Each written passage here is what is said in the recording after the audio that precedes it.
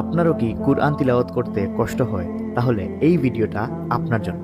আম্মা জান আয়েশা রাদিয়াল্লাহু আনহা থেকে বর্ণিত, রাসূলুল্লাহ সাল্লাল্লাহু আলাইহি ওয়াসাল্লাম বলেন, কুরআনে পারদর্শী ব্যক্তি ওই ফেরেশতাদের দলভুক্ত হবে যারা নেকি লিখার কাজে নিয়োজিত আছেন।